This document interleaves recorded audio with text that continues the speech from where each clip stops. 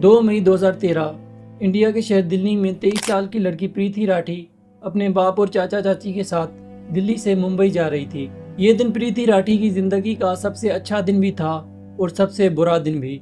अच्छा दिन इसलिए था कि प्रीति राठी को इंडियन नेवी में एक नर्सिंग की जॉब मिली थी, जिसे ज्वाइन करने के लिए वो दिल्ली से मुंबई जा रही थी।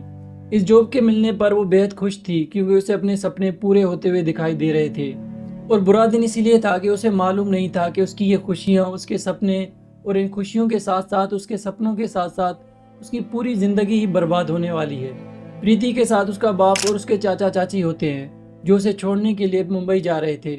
ये लोग जिस ट्रेन में सफ़र कर रहे थे उस ट्रेन में इतनी भीड़ थी कि लोगों के बैठने तक की जगह नहीं थी। यहाँ तक कि कुछ लोग खड़े होकर ट्रेन में सफ़र कर रहे थे। और इसी ट्रेन में एक ऐसा शख्स भी मौजूद था जो टोपी और मास्क लगाए प्रीति राठी की बोगी के सामने ही बैठा था, जो बार बार प्रीति राठी को ही घूरे जा रहा था। वो शख्स बार बार किसी न किसी बहाने से अपनी बोगी से उठकर जाता और प्रीति राठी को घूरते जाता।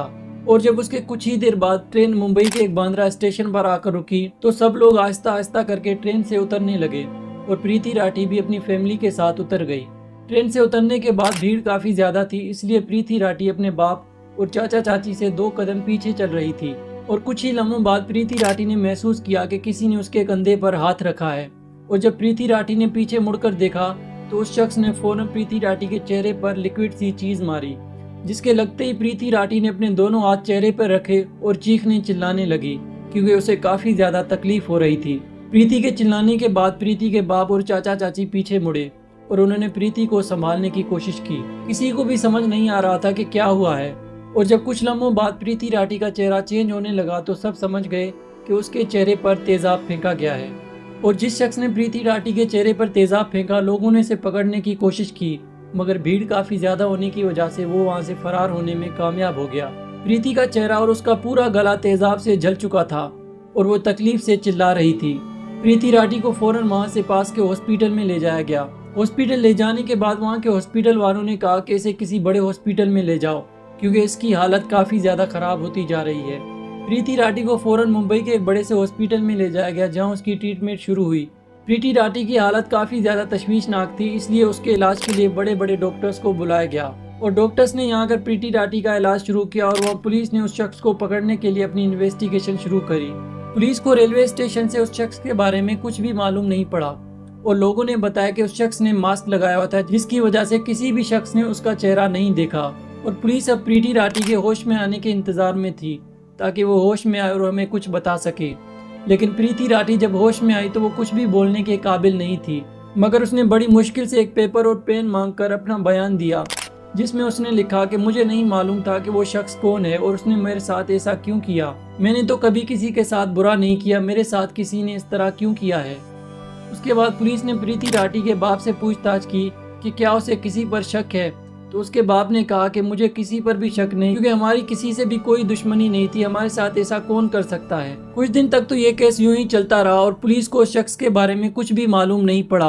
और फिर 2 जून 2013 के दिन प्रीति राठी भी इस दुनिया से चल बसी, जिसके बाद मीडिया में एक शोर और हंगामा मच गया। हर कोई कह रहा था कि प्रीति राठी को इंसाफ मिलना चाहिए और उस शख्स को गिरफ्तार करना चाहिए जिसने प्रीति राठी को इस हालत में पहुंचाकर उसकी जान ली है। प्रीति राठी के मरने के बाद पुलिस ने अपनी मजीद इन्वेस्टिगेशन शुरू करी और पुलिस ने जाकर प्रीति राठी के रिश्तेदारों और उसके कॉलेज के दोस्तों से पूछताछ की ताकि कुछ मालूम हो सके।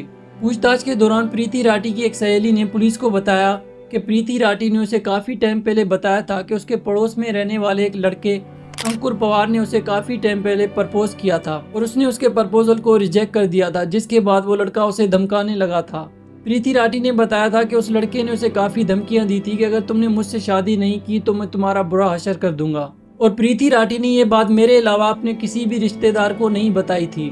ये सब जानने के बाद पुलिस ने उस अंकुर पवार नामी लड़के को गिरफ्तार किया और हिरासत में लेकर उससे पूछताछ की। पूछताछ के फौरन बाद उस लड़के ने एतराफ़ किया कि हाँ, उसी ने प्रीति राठी के साथ ये सब किया है।